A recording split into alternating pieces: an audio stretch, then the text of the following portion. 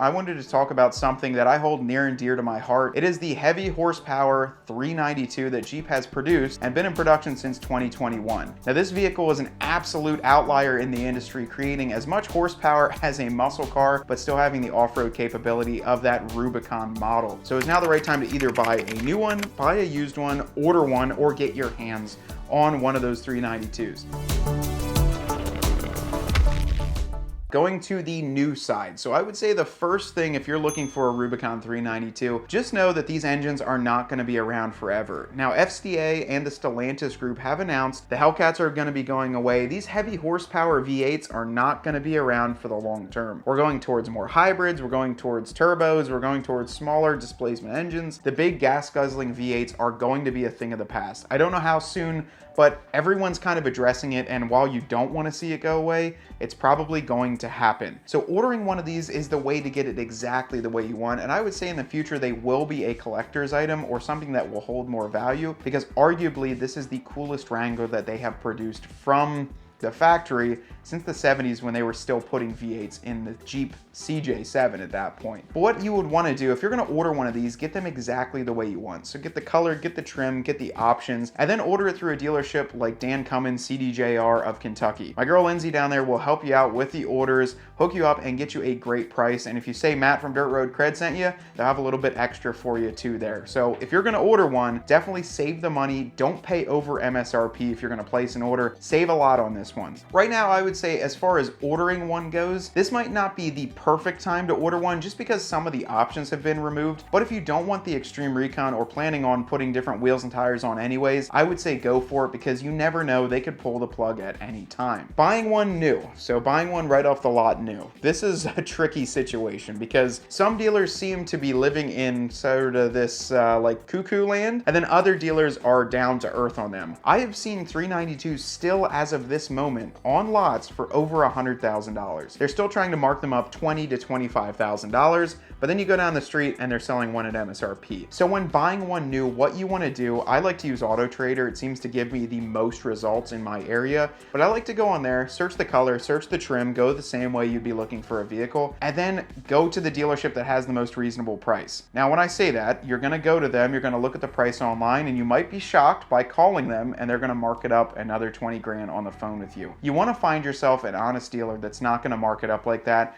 because these things do lose value. It is a depreciating asset, and for you to buy one over $10,000, over $15,000 MSRP, it's not going to hold forever. It used to about a year ago, that would be perfectly fine, but now we're seeing them decline, and especially in the winter, Jeep prices go down like crazy. I'm not sure why, but it's in my personal experience that during the winter, Jeeps just do not sell that well. They sell the best in the springtime and the fall. I'm sure it has something to do with the Freedom Tops being able to be taken off and really enjoy it, or getting ready for summer and being able to enjoy that Jeep. Dealers are well aware of that, and they're discounting prices. Looking for new, I would say get the best deal on a new one. You're probably not going to be able to squeeze under MSRP for a new one, but get as close to MSRP as possible. If you're looking at one that's over 500 miles away, spend 200 bucks on a one-way flight and save yourself 10 grand. I would say personally, that is well worth it. What I have been seeing lately is I've been seeing sub $70,000 used 392s. This is something that back a year ago, you would have never seen, and if you would have, it was probably a glitch on them posting it. That's right, I am seeing them below 70,000 for 2021, and there was even a 2022 that was close to it,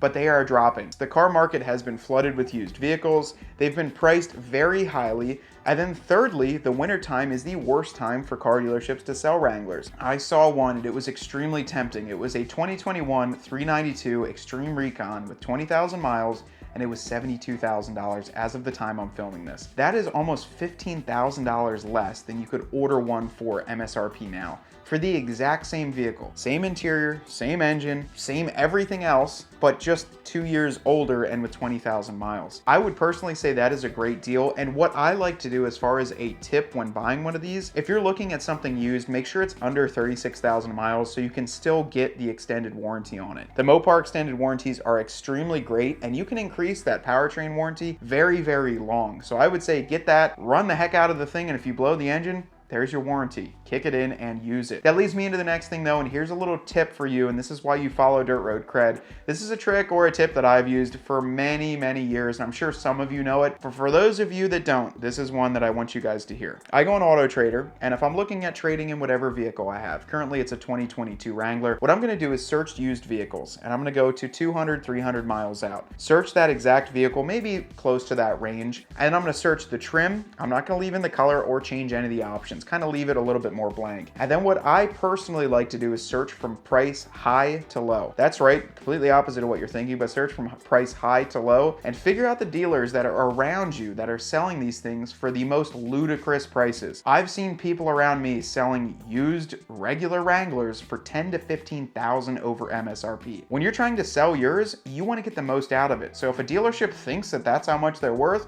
and maybe they, I was gonna say, maybe they're smoking a little something out back when you're selling it for 15,000 over, that's who you want to sell it to. When you're talking about that, if you can give them a call, or if it's within driving distance, give me your VIN. Don't tell them how much you're looking to get out of it. Just say, as much possible, and don't tell them how much you owe on it either. You might be surprised at some of these offers you get. They'll have to, of course, go back to their manager, talk to their used car manager, whatever, send them some real nice photos that you have, but you might be surprised at some of these results that you have come back. What I would say to do, find those, get a bunch of offers. It doesn't take much to go on your lunch break and give a couple of them a call, and then wait a day or so to get an offer back. So after you've got all those offers from the most expensive dealerships in your area, I would say personally, sell it to one of them. So sell your Jeep to them outright, get the absolute most you can for it, and then flip the switch on Auto Trader and search low to high wherever you're comfortable with traveling. I know for me, I search nationwide because I do not care where that deal is. If it is all the way out in California, it is a cheap plane flight out there, or you might be even saving so much that you can ship it out. This is a game that you can play. So I would say, I know I've done it personally.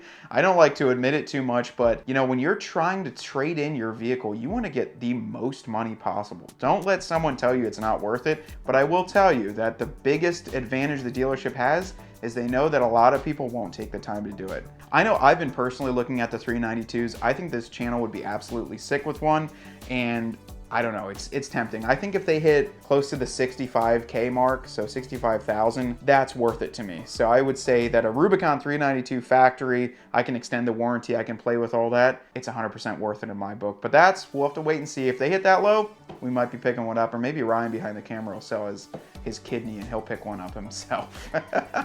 Until next time though, this has been fun. If you guys aren't on the Patreon yet and you want to talk further about your used Jeep, your purchase of your new Jeep, whatever questions you have for me, click on that Patreon, sign up for it. We'd love to send you some decals and all the other cool features that come with that, but we just want to connect and chat if you have more of those questions. Until next time though, my name is Matt with Dirt Road Cred. Get out there and earn yours.